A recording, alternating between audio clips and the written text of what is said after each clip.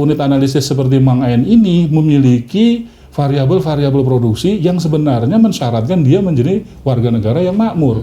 Tapi keadaannya sama, ya keadaan yang perlu diperhatikan dalam keadaan kekurangan, sama seperti proletar yang di Jerman. Nah, ini adalah kawah candra di muka pemikiran-pemikiran gerakan kemerdekaan di Hindia Belanda pada saat itu. Jadi seharusnya kita dengan penuh kesadaran dan tidak perlu terlalu emosional ketika misalnya melihat muncul ada artikel Nasako misalnya di bawah bendera revolusi di dalam buku yang ditulis oleh Bung Karno itu, karena memang pada faktanya kelompok-kelompok ini hadir.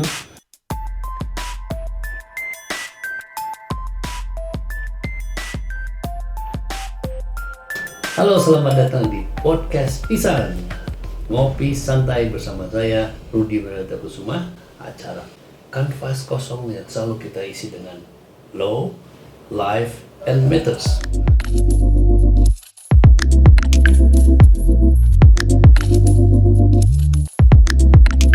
Pada kesempatan episode kali ini kita kedatangan selalu tamu istimewa dalam acara ini, Kang Desmond. Selamat datang. Terima kasih. Kita akan membahas mengenai kedaulatan Republik Indonesia. Sebelum kita mulai, saya ingin membacakan latar belakang Kang Desmond. Oke. Cukup karismatik nih ya tamu kita kali ini. Oke. Nama lengkap adalah Desmond S. Adrian, betul ya? Betul. SS dan MSI. Beliau adalah edukator museum. Museumnya boleh disebut Asia Afrika? Iya, betul. Oke, ini museum kelas dunia dan memang sejarahnya luar biasa. Nah, untuk beberapa hal yang sifatnya pengalaman yang kita bisa dapatkan dari beliau, saya akan sebutkan di sini bahwa edukator KA itu sejak 2004. Ya. Wah, berarti sudah 17 tahun. Expert nih. Baik, udah mau mencapai 20 tahun. Beliau adalah peneliti New Asian Strategic Partnership. Baik, kita mulai saja pada percakapan yang ngopi santai ini. Kita cheers dulu kan, kita ngopi santai. Ngopi santai. Oke, podcast Pisan, ngopi santai. Itu nona. Jadi mengenai kedaulatan Republik Indonesia yang kita perlu pahami, kata kedaulatan itu adalah simple definisinya seperti apa nih? Ya, memang banyak sekali. Ya. Pendekatan-pendekatan untuk menjelaskan kedaulatan di dalam hukum internasional. Karena dalam hukum internasional negara adalah subjek dalam hukum internasional.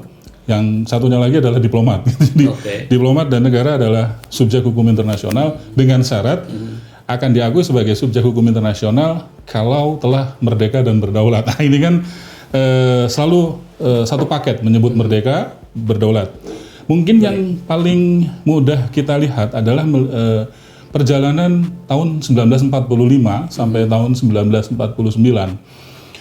Pada saat proklamasi kemerdekaan telah disampaikan oleh proklamator kita, Bung Karno dan Bung Hatta, ternyata Indonesia tidak serta-merta merdeka dan berdaulat. Karena kemudian setelah itu kita harus berhadapan kembali dengan pasukan sekutu yang di dalamnya ada tentara Belanda, dan kita harus berjuang keras untuk mendapatkan pengakuan secara de facto dan de jure. Nah, ini adalah contoh bagaimana melihat kedaulatan dalam konteks Indonesia yang kita lihat sekarang.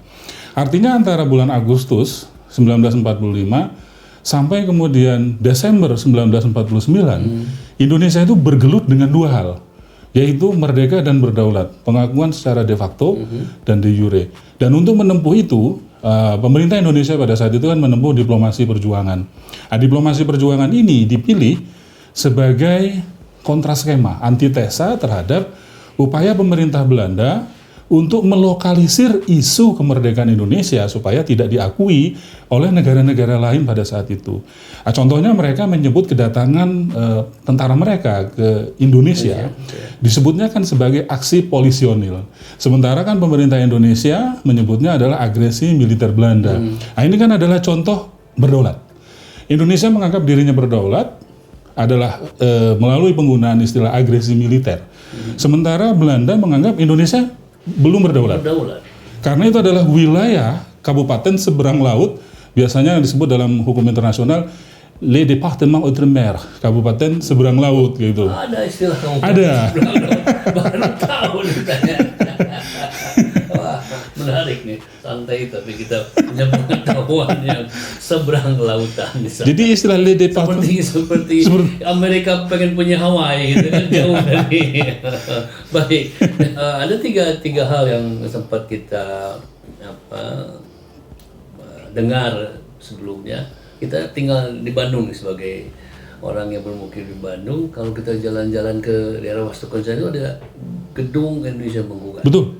Itu sebelum kemerdekaan. Betul. Oke, jadi ada Indonesia Menggugat, ada fase proklamasi kemerdekaan yang disambungkan dengan Konferensi Asia Afrika di mana Kang Desmond sebagai edukator museum dan kurator di situ. Nah, tadi sudah disampaikan mengenai kedaulatan. Itu sangat menarik buat saya.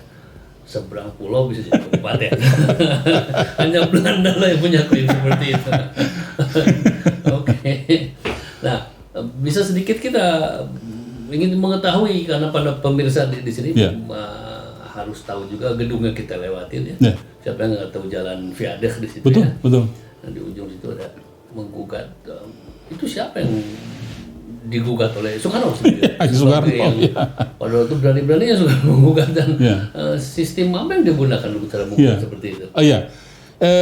Pada saat itu kan pada saat itu sekitar tahun 1932, 1933 gitu.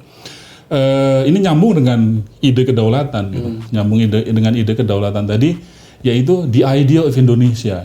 Gagasan keindonesiaan itu sebenarnya oleh para perintis pendiri bangsa ini dulu seperti apa?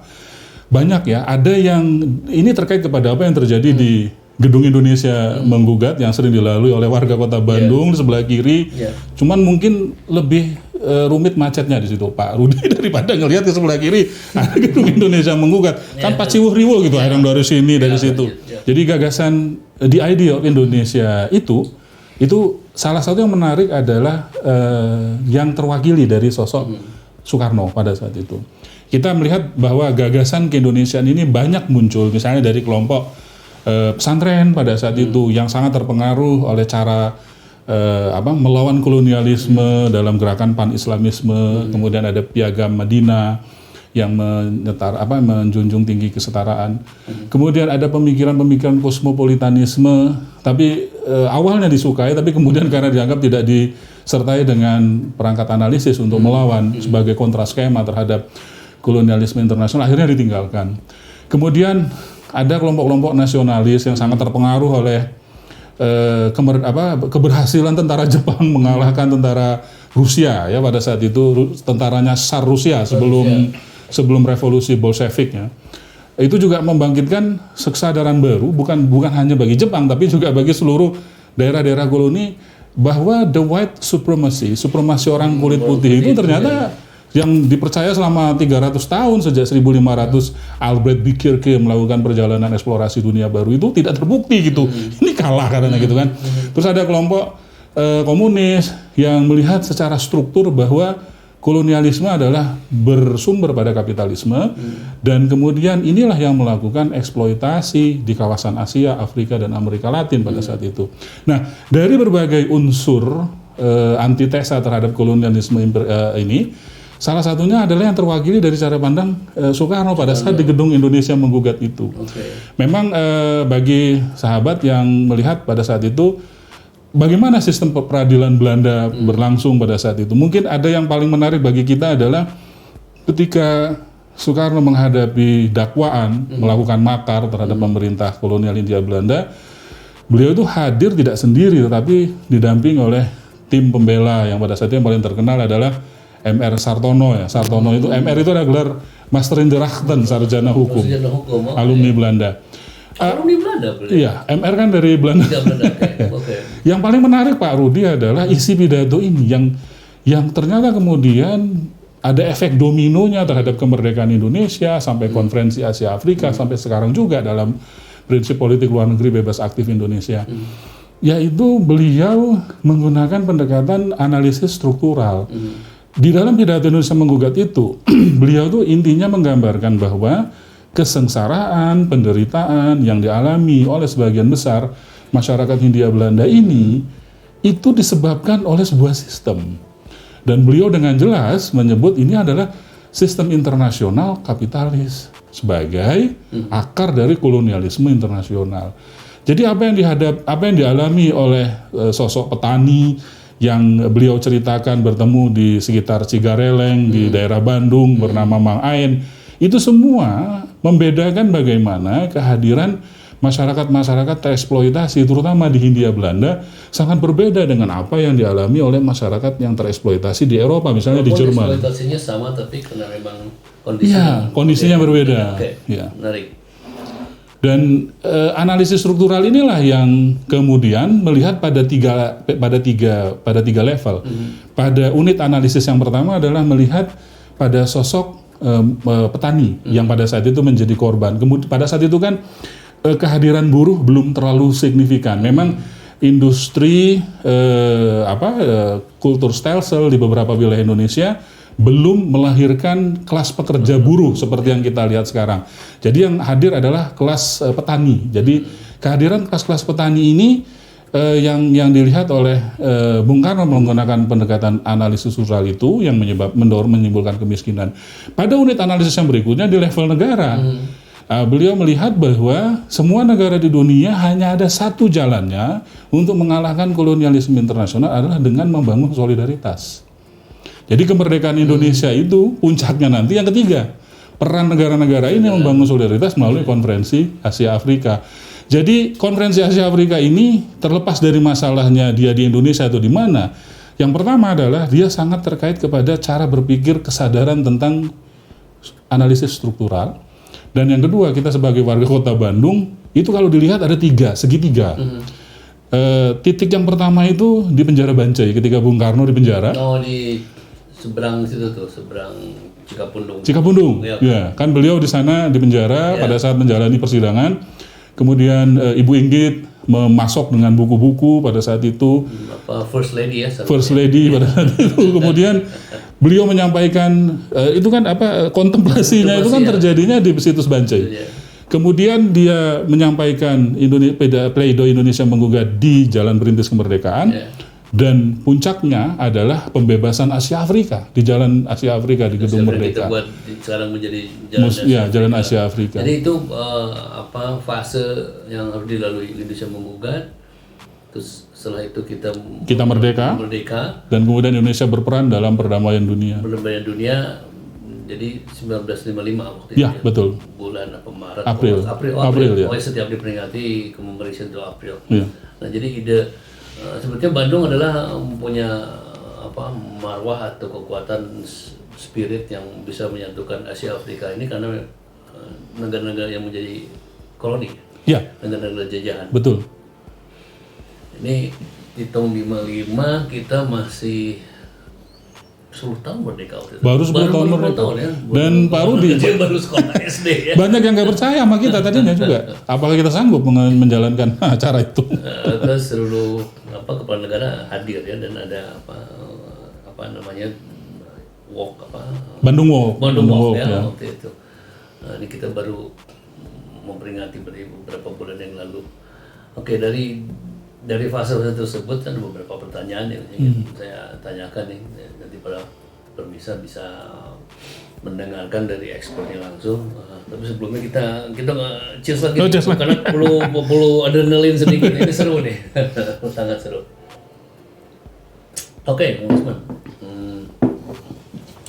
ada pertanyaan yang kita perlu sampaikan kepada pemirsa di sini. Apa yang disebut dengan gerakan pan-Islamisme? Ya.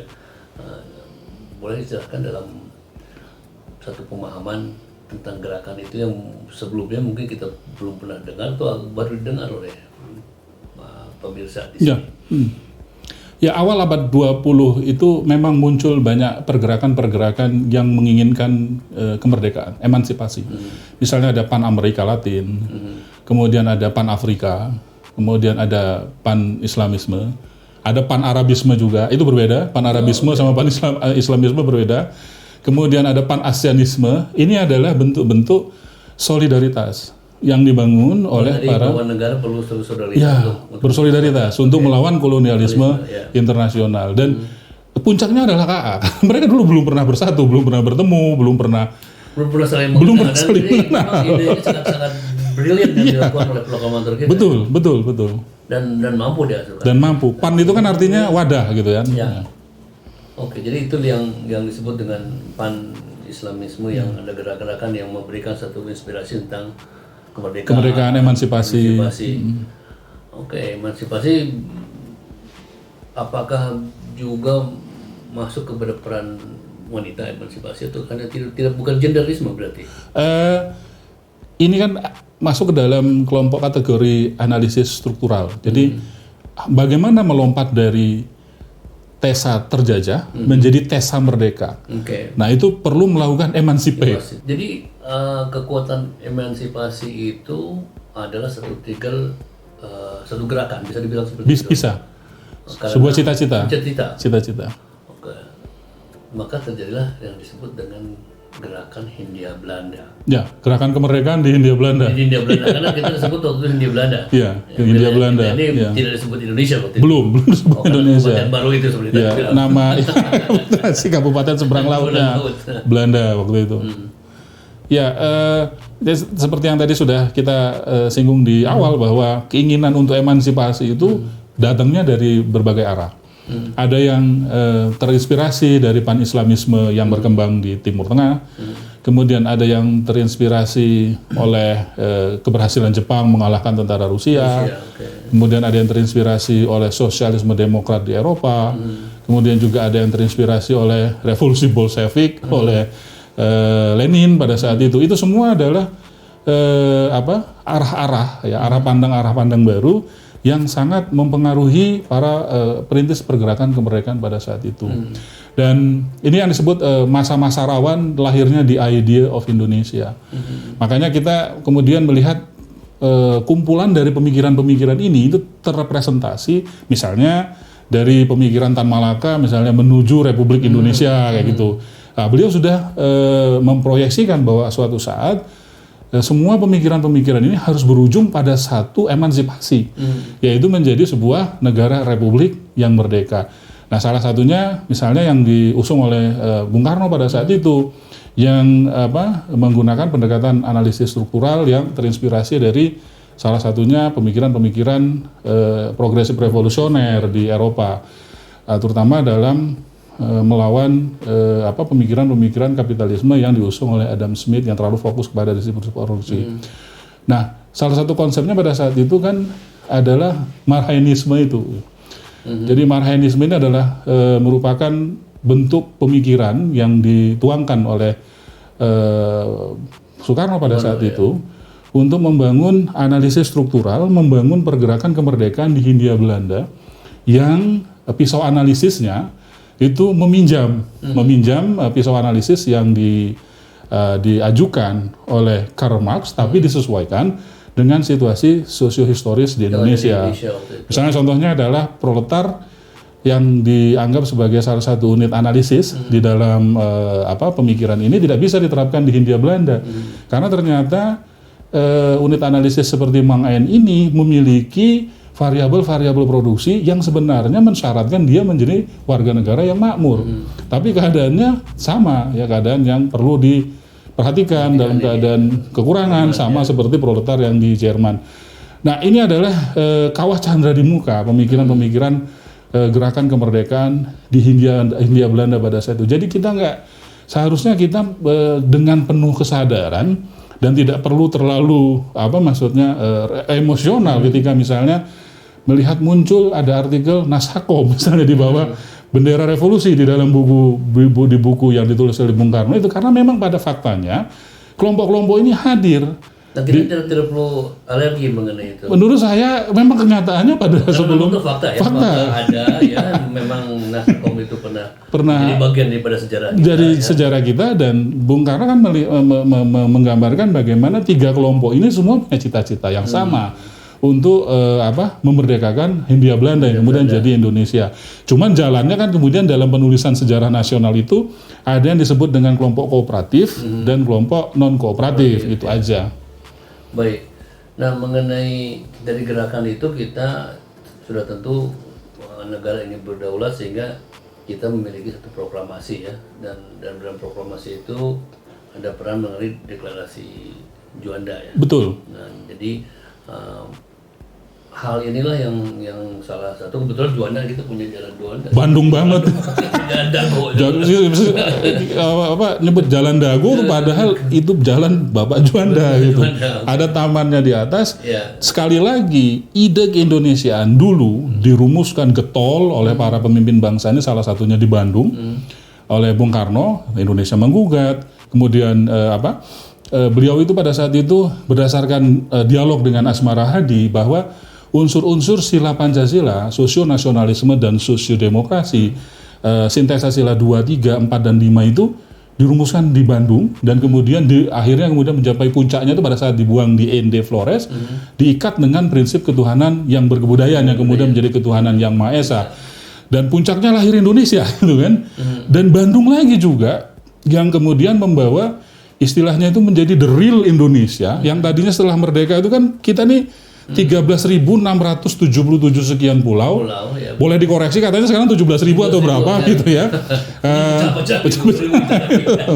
Itu pada dari tahun 45 sampai tahun 55 itu tuh ada yang namanya perairan dalam yang tidak bisa dijaga secara kedaulatan. Karena apa? Ini kita nih hidup di negeri bahari, di negeri kepulauan. Bung Karno menyebut kita Indonesia itu adalah negeri kepulauan dengan taburan pulau-pulau. Negeri bahari, negeri maritim dengan taburan pulau-pulau. Bukan negara kepulauan. Negara bahari dengan taburan kepulauan. Artinya, mindset kita berpikir ini adalah mindset orang yang tinggal di kepulauan, bukan di kontinental seperti di Eropa, yang batas lautnya, batas negaranya itu ada pagar, seperti konsep Westphalian Agreement 1648 yang menjadi konsep dasar hukum internasional, konsep dasar state nation di dalam hubungan internasional. Bukan. Kita ini unik di antara dua samudra besar, di antara dua benua besar, tapi kita adalah entitas Indonesia. Nah, inilah yang kemudian disebut sebagai proklamasi kedua oleh Pak Juanda, karena sebelum itu dalam konflik Irian Barat, perairan-perairan dalam kita itu bisa dilalui dengan bebas oleh kapal-kapal internasional. Kita ini menjadi negara berdaulat, tapi halaman rumah kita itu dilalui dengan bebas ya oleh berbagai kapal-kapal internasional, dan itu baru kemudian ada keputusannya itu adalah deklarasi Juanda. Kalau kita ingat bagaimana ordonansi kelautan, kita harusnya melihat Kerajaan Sriwijaya pada saat menegakkan ordonansi kelautan di Selat Malaka. Selat Malaka itu adalah wilayah hukumnya Kerajaan Sriwijaya, dan semua kapal-kapal dari itu abad ke-6 dari Asia Timur, kekuatan-kekuatan dari Mongol gitu, dan kekuatan-kekuatan dari Chola Mandala dari arah India tunduk kepada ordonansi kelautan yang ditegakkan oleh Kerajaan Sriwijaya. Betul, sistem itu sudah kita punya ya. Karena kita adalah bangsa bahari. Oke. Baik, sangat menarik. Bangsa bahari ini harus dipopulerkan ya.